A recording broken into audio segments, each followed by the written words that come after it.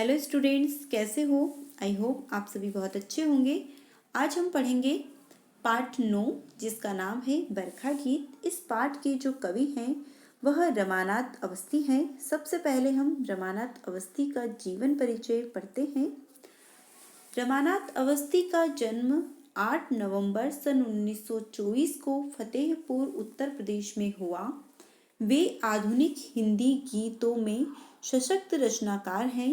राष्ट्रीय स्तर के मंचीय कवियों में आपका नाम सम्मान के साथ लिया जाता है। राष्ट्रीय स्तर मतलब राष्ट्र के स्तर पर जो मंच पे कवि सम्मेलन होते हैं उनमें इनका नाम बहुत ही आदर और सम्मान के साथ लिया जाता है। आपके गीत प्रकृति प्रेम, सामाजिक यथार्थता और मानवीय संवेदनाओं से परिपूर्ण थे। इनके जो गीत होते हैं वह प्रकृति प्रेम से ओतप्रोत होते हैं, साथ साथ ही समाज में जो फैली कुरीतियां हैं उनका यथार्थ चित्रण होता है। उसके साथ मानव की संवेदनाएं, मानव के जो भाव होते हैं, हाव भाव होते हैं, उनको भी ये अपने गीतों का हिस्सा बनाते हैं। हिंदी साहित्य सम्मेलन इलाहाबाद द्वारा सन 1990 ईस्वी में इन्हें साहित्य महोपाध्याय की उपाधि से विभूषित किया गया। इनको कौन सा सम्मान किसके द्वारा और कब दिया गया, यह आपको याद रखना बहुत जरूरी है। इनकी प्रमुख रचनाएं हैं रात और शहनाई, आग और पराग, बंद न करना द्वार। ये 3 इनकी प्रमुख रचनाएं हैं जो आपको याद करना है। अवस्थी जी के गीतों में भाव प्रवणता और लयात्मक अनुगुंज का विस्तार प्राप्त होता है। गीत को लोकप्रियता प्रदान करने में इनका महान योगदान है। जो गीत है उसको लोगों के द्वारा प्रिय करवाना, लोग गीतों को पसंद करें, इस चीज़ों में अवस्थी जी का बहुत बड़ा योगदान है, क्योंकि इनके गीत इतने आकर्षित करने वाले होते हैं कि लोग उनकी तरफ खींचे चले आते हैं और उनके गीतों को सुनना पसंद करते हैं। रमानाथ अवस्थी हिंदी के उन थोड़े कवियों में से हैं जो पढ़ने और सुनने दोनों ही स्तरों पर समान रूप से प्रभावित करते हैं। इनकी कविताएं हमें पढ़ने में जितनी अच्छी लगती हैं उतनी ही इनकी कविताएं हमें या गीत हमें सुनने में भी अच्छे लगते हैं। हिंदी में बच्चन के बाद रमानाथ अवस्थी एकमात्र ऐसे व्यक्ति हैं जिनका मंच और साहित्य पर समान स्थान है। बच्चन जी कौन?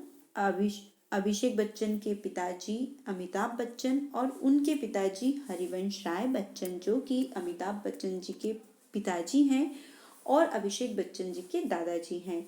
हरिवंश राय बच्चन एक कवि लेखक भी थे जिन्होंने बहुत सारी कविताएं, गजल्स लिखी हैं। इसके साथ साथ ही इनका साहित्य और मंच पर कविताएं करना और साहित्य में भी अपना योगदान देना दोनों ही एक साथ हुआ करता था। ऐसा एक बच्चन जी के साथ होता था और दूसरा रमानाथ अवस्थी के साथ। इस प्रकार से हमने रमानाथ अवस्थी का जीवन परिचय पढ़ा और उसको अच्छे से समझ लिया है। इसके साथ ही हम पाठ का केंद्रीय भाव पढ़ते हैं। प्रस्तुत गीत में कवि ने वर्षा वर्णन के संदर्भ में अपनी आत्मानुभूति को ही विस्तारित किया है। ये जो कविता है इसके अंदर वर्षा ऋतु का मौसम है और वर्षा ऋतु में कवि ने अपने अंदर की जो अपनी आत्मा को अनुभूति होती है, आत्मा को जो एहसास होता है, उसे ही इस गीत के माध्यम से प्रस्तुत कर दिया है। निरंतर एक अपूर्णता का भाव गीतकार के अंतर मन में क्रियाशील है।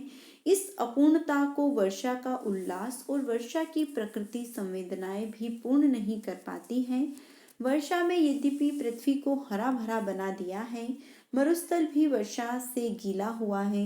वृक्षों के पल्लवों में संघनता आई है, बांसुरी ने तान छेड़ी है, लेकिन इन प्राकृतिक उल्लास के बीच कवि की वेदना को विराम नहीं मिल पाया।